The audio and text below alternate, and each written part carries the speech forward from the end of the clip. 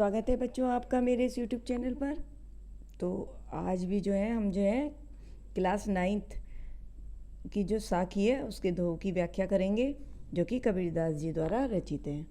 तो देखिए, झूठे सुख को सुख कहें, मानत है मनमोद, जगत चबेना काल का, कछु मुख में कछु गोद। तो इसका संदर्भ है प्रस्तुत दोहा हमारी पाठ्य पुस्तक के काव्य खंड के साखी शीर्षक से लिया गया है और इसके कवि या रचयिता कबीरदास जी हैं। और इसमें यह बताया गया है कि इस दोहे में कबीरदास जी ने यह बताया है कि मनुष्य को इस नश्वर शरीर और सांसारिक वस्तुओं पर घमंड नहीं करना चाहिए, क्योंकि ये सभी चीज़ें जो हैं मृत्यु के आगे व्यर्थ सिद्ध होती हैं। तो देखिए, झूठे सुख को सुख कहे, सुख का मतलब आनंद, कहे मानत है मनमोद, मनमोद मतलब मन में प्रसन्नता। तो कबीरदास जी कहते हैं कि मनुष्य जो है झूठे सुख को सुख मानते हैं और वो कह रहे हैं इसी सांसारिक सुख से वो आनंद या गर्व का अनुभव करते हैं।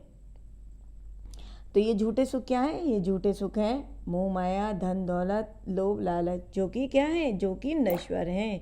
जगत चबेना काल का, कछु मुख में कछु गोद। तो जगत मतलब संसार, चबेना काल का मतलब काल मतलब मृत्यु, और मुख हो गया मुंह में और गोद हो गया गोदी। तो वो कह रहे हैं जगत चबेना यानी मृत्यु के आगे।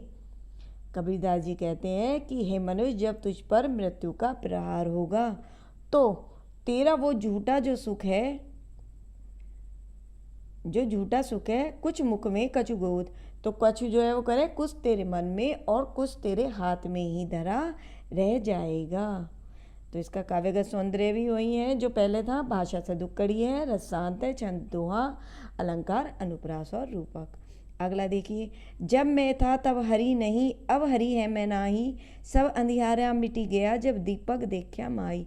तो संदर्भ तो इसका वही रहेगा। तो प्रसंग देखिए, तो इस दोहे में कबीरदास जी ने यह बताया है कि ईश्वर को प्राप्त करने के मार्ग में सबसे बड़ी बाधा मनुष्य में अहंकार की होती है। इसलिए ईश्वर को प्राप्त करने के लिए उसे अपने अहंकार को यानी घमंड को त्याग करना, घमंड का त्याग करना होगा। तो क्या कह रहे हैं? जब मैं था, मैंने आपको पहले भी बताया था, मैं का मतलब है अहंकार, घमंड। तब हरि नहीं, हरि मतलब ईश्वर। तो क्या कह रहे हैं? जब मैं था तब हरि नहीं। तो वो कह रहे हैं, कबीरदास जी कहते हैं कि जब तक मेरे मन में अहंकार था, मेरे मन में घमंड था, तब तक मुझे परमात्मा मुझसे दूर रहा। अब हरि है मैं नाही। तो कह रहे हैं जब परमात्मा ने मेरे अंदर, मेरे हृदय में प्रवेश किया तो क्या हुआ? तो मेरे अंदर का जो अहंकार था वो नष्ट हो गया। जब मैं था तब हरि नहीं, जब मेरे अंदर अहंकार था तब मुझे इस परमात्मा की प्राप्ति नहीं हुई, और जब परमात्मा मुझे मिले तो मेरे अंदर से सारा अहंकार समाप्त हो गया। सब अंधियारा मिट गया, जब दीपक देखा माई। तो क्या कह रहे हैं? अंधिया यानी अंधकार, अंधियारा अंधकार। तो कबीरदास जी कहते हैं, और अंधियारा के, अंधकार किसका? ज्ञान का। अंधियारा का मतलब अंधेरा है, अंधेरे का मतलब है अंधकार का यानी ज्ञान का। और देखा का मतलब जब दीपक देखा माही, देखा का मतलब है दर्शन किया, देखना। माही, माही का मतलब है हृदय, हृदय के भीतर। तो सब अंधियारा मिट गया जब दीपक देखा माही। तो कबीरदास जी कहते हैं कि ज्ञान रूपी दीपक के जलने से, ज्ञान रूपी दीपक के जलने से मेरे हृदय का अज्ञान रूपी जो अंधकार था वो सारा मिट गया। तो काव्यगत सौंदर्य इसका भी वही है। भाषा सदुक्कड़ी, रसांत, छंद दोहा और अलंकार। यहाँ पर रूप का अतिशयोक्ति भी है और अनुप्रास भी है। अब अगला देखिए, कबीरा कहा गर्बियों, ऊंचे देखी आवास, काल्हे परियों, भवें लौटना ऊपरी जामे घास। तो इस साखी में कबीरदास जी ने संसार की नश्वरता को प्रकट किया है। तो क्या कह रहे हैं? गर्वियों का मतलब है घमंड करना। आवास मकान भवन, और कहा का मतलब है क्यों। तो क्या कह रहे हैं, कबीरा कहा गर्वियों। कबीरदास जी कहते हैं कि हे मनुष्य, तू अपने ऊंचे ऊंचे भौतिक आवासों मकानों को देखकर घमंड क्यों कर रहा है। क्योंकि ये भौतिक वस्तुएं कैसी हैं, ये भौतिक वस्तुएं नश्वर हैं, नष्ट होने वाली हैं। काल्हे पर्यों भवे लौटना ऊपरी जामे घास। भवे मतलब धरती पर।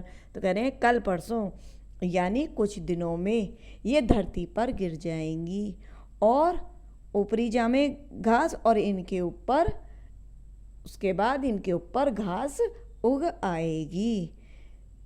तो इन नश्वर, वो कह रहे हैं कि इन नश्वर वस्तुओं पर तू घमंड क्यों कर रहा है।